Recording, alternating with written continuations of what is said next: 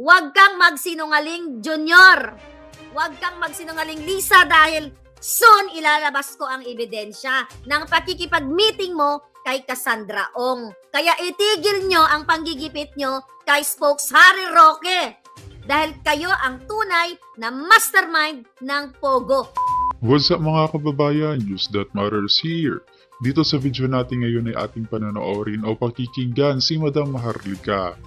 Kung matatandaan yung mga kababayan, nagkaroon ng hearing, no? Ito si Atty. Harry Roque patungkol sa pagkaugnay di umano nito sa Pogo, na kung saan nakita ang kanyang pangalan na isa siya sa mga board member di umano ng Lucky South 99. Ngunit pinabulaanan niya na walang katotohanan nito at hindi niya alam na nilagay pala ang kanyang pangalan sa nasabing Pogo, na ngayon dinidiin ito sa loob ng Senado. Ngunit ang nakababahala dito mga kababayan ang malaman na sinangkot lamang itong mama na si Roque sa issue ng Pogo, dahil at tunay na utak o mastermind di umano itong sina Liza Kuting at ang kasapakat nila na nagngangalang Cassandra Ong. Grabe naman yan. Dagdag pa sa balita mga kababayan, na-highlight itong si Kuting sa international news nang nakalagay ang ating Pangulo di umano kontrolado ang media kamukha ng ginawa ng kanyang tatay noon. Naku naman po. Natotoo nga naman ito mga kababayan, sapagkat bayaran ang mga media ngayon di umano na hina-highlight itong mga walang kwenta di umano ang ginagawa ni BBM, pero ang problema sa bansa nawawalang focus na hindi natutugunan ng administrasyon ngayon. Na nahalata din ng taong bayan sapagkat ang daming lumutang na issue patungkol sa smuggling, sa pulburon video, bilyong pondo sa PhilHealth at mga iba pang ahensya ng gobyerno, ngunit tila'y tahimik o walang comment patungkol dito ang ating presidente. Pero bago ang lahat mga kababayan, huwag niyo po sana kalimutan mag-like at subscribe para updated ka sa mga uploads ko araw-araw. At yun na nga mga kababayan, binutata din ni Senator Bato de la Rosa itong si PNP de la Torre na gustong i-occupy o kunin ang ari-arian ng KOJC, lalo na ang mga compound ng nasabing religious group. Kung kaya naman hindi ko na patatagalin pa, heto na ang buong video. Na gobyernong ito, kasi ng bangag na ito, na gobyernong ito, okay, na sila kasi talaga ang mastermind ng Pogo. Ulitin ko mga kababayan, si Lisa Marcos at si Bangag Jr. ay tumanggap ng multimilyon kay Cassandra Ong. Yung dinidiin nila na Pogo dyan sa Lucky 99 South na yan, right? Ay nagbigay kay Marcos Jr., kay Bangag, kay Lisa Tanas ng multimilyon ng campaign fund. Huwag kang magsinungaling, Junior. Huwag kang magsinungaling, Lisa, dahil soon ilalabas ko ang ebidensya ng pakikipag-meeting mo kay Cassandra Ong. Kaya itigil nyo ang panggigipit nyo kay Spokes Harry Roque. Dahil kayo ang tunay na mastermind ng Pogo. Tumanggap kayo ng illegal na, well, during that time, they're not illegal kasi Pogo is legal. Tumanggap kayo ng pera dito sa kay Cassandra Ong. Yan po mga kababayan ang katotohanan dahil traidor ang gobyerno ni Bangag. Okay? Dahil traidor, sobrang traidor. I don't know kung bakit nila tinraidor yung nagbigay sa kanila ng multi-million. Dahil Bangag nga sila. Ikaw, Lisa, at yung certain Dasa, at marami kayo dun sa picture na nakita ko, ikaw kayo ang nakipag-meeting kay Cassandra Ong. Tapos gusto nyong idiin si Harry Roque, si Spokes Harry Roque, kasi alam nyo sa sarili nyo na kayo ang tunay na mastermind. Lahat ng mga Duterte allies, lahat ng alay ng bayan, gusto nyong gibain. Pero hindi kayo magwawagi. Kasi baka sooner ay hiwalay na ang Mindanao, o kung sumama ang mga Bisaya diha sa Visayas, okay lang din naman sa akin. Okay? Para sa akin. Ngayon, ito, basahin muna natin ang statement ni Spokes Harry Roque. Statement of Attorney Harry Roque on the Immigration Bulletin Lookout Order. I consider the Immigration Bulletin Lookout Order plain harassment. Exactly, wala nang iba. The only pieces of evidence they have are, one, that I have accompanied Catherine Cassandra Leong. Ito yung nagbigay ng multimillion sa'yo, bangag. Lisa, may litrato kayo, hindi ito. Huwag kayong magsinungaling dahil malapit ko nang ilabas yan. Mga kababayan, ang gobyernong bangag dapat yun ang wakasan. Katulad na nangyayari ngayon sa Bangladesh. Hindi nyo nga mapin down si Harry Roque doon sa Congress at Senate, kaya tinatakot-takot nyo na mga senador na kapag sumagot ng matapang matalinuang sagot at reasonable na sagot, gusto nyong i-contempt. Dapat kayo ang gibain dyan, kayo ang tapusin na lahat. Di ba? I-abolish na yung Congress at Senate na yan at dalhin kayo sa jimpyerno.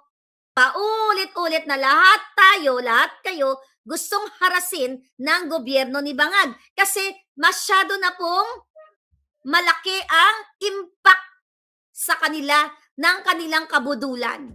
Galit sila kay Spoke Sari Roque dahil tinatawag din silang bangag at kasama ko si Spoke Sari at saka si Attorney Glenn dito sa Maisog, Los Angeles na kung saan nandoon sila nung pinakita ko ang authenticated video mo, Marcos Jr. Ilalabas ko rin ang authentication sa tamang panahon. Litrato nyo, nakasama mo si Cassandra Ong na nagbigay sa inyo ng mga ng Pogo operators. Ang kawawa dito mga kababayan, itong si Attorney Harry Roque na naiipit dito sa usapin ng Pogo sapagkat sinulat nga ang kanyang pangalan sa board member ng Lucky South 99 na hindi niya alam. Na kung mapapansin nyo sa mga hearing, ayaw pagsalitain, no? Si Attorney Harry Roque. Dahil takot silang malaman ng publiko ang katotohanan na si Liza Kuting ang tunay na kasama itong si Cassandra Ong ang tunay na mastermind o utak ng Pogo. Nagbigay sa inyo ng campaign fund. Mga taksil kayo ang tunay na Razakars. Let's talk about Razakars, yan ang pinag-uusapan ngayon sa Bangladesh. Ngayon, mga kababayan, ano ang ginagawa ng gobyernong ito? Patahimikin. Gurgurin kayong lahat. Lahat ng nagkikriticize sa gobyernong ito, gurgurin. Last year ko pa sinasabi na iisa-isahin nila ang paggurgur sa mga supporter ng bayan at supporter ng Duterte. Diba?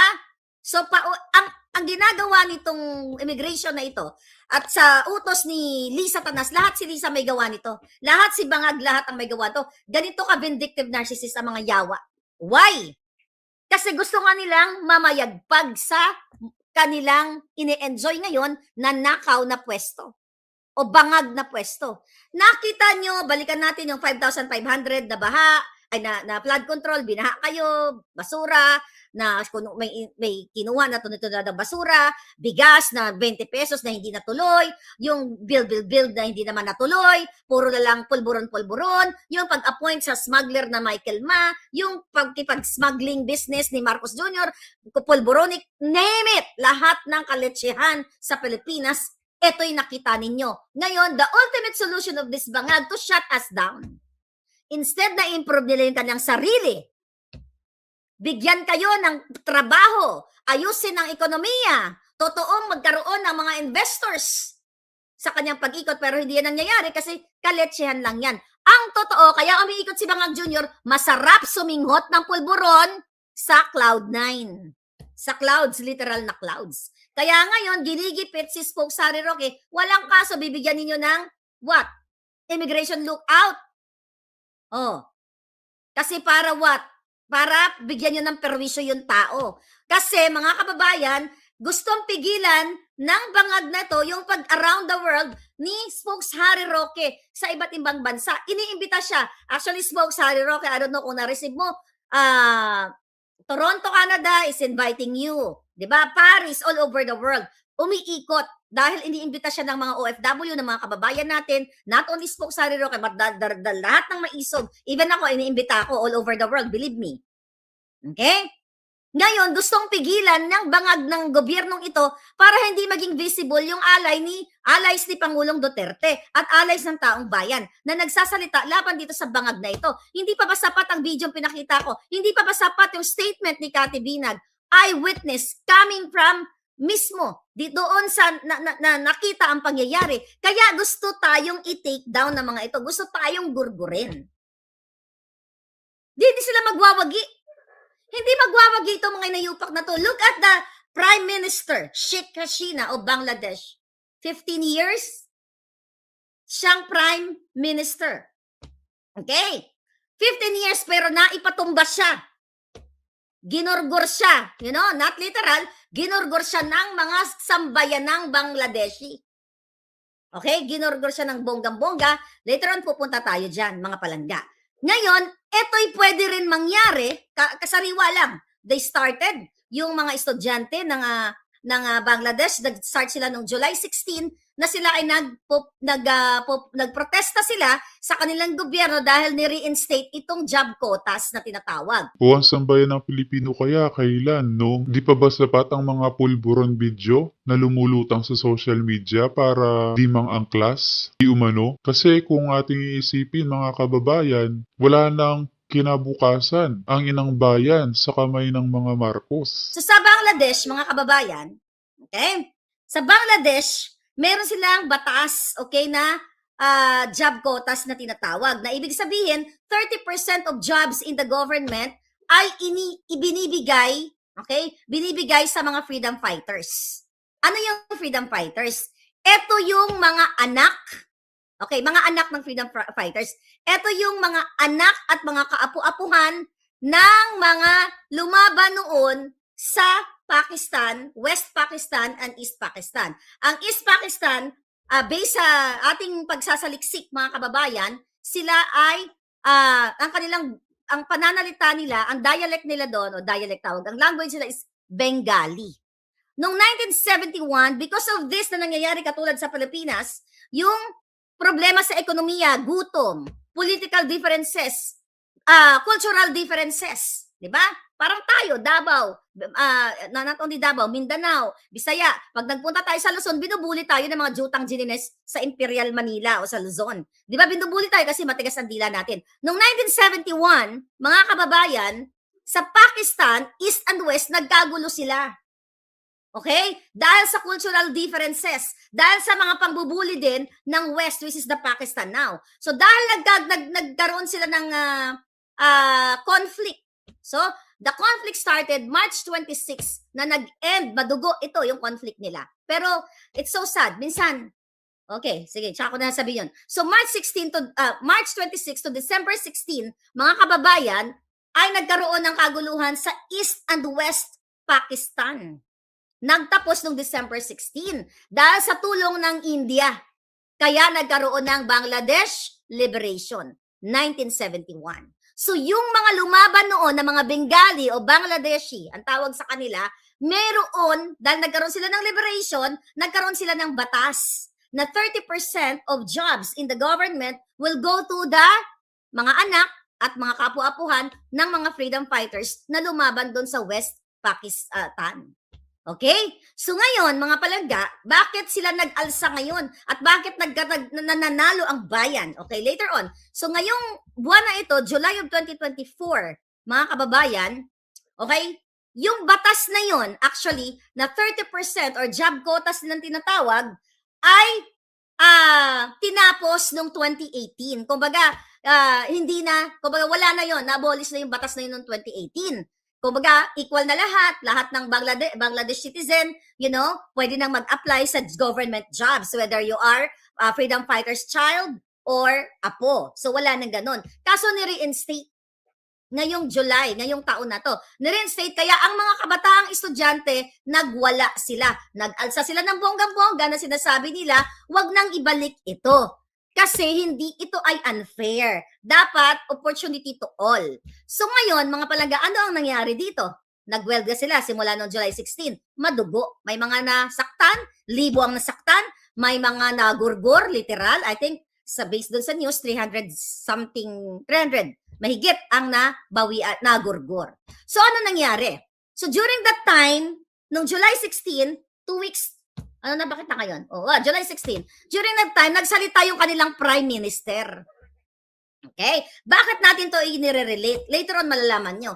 Nagsalta ang Prime Minister na si Sheikh Hasina na ngayon lumipad na sa India dahil kinukuyog na siya ng mga kabataan, okay, ng mga taong bayan.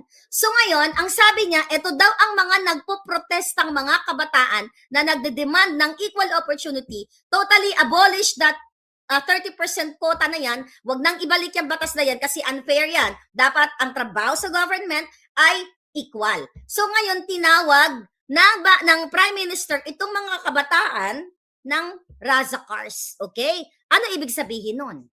Mga traidor, mga taksil. Nung panahon nung kaguluhan sa East and West Pakistan, mga kababayan, doon nagkaroon ng sinasabi nilang Razakars na kung saan during ng kaguluhan, di ba?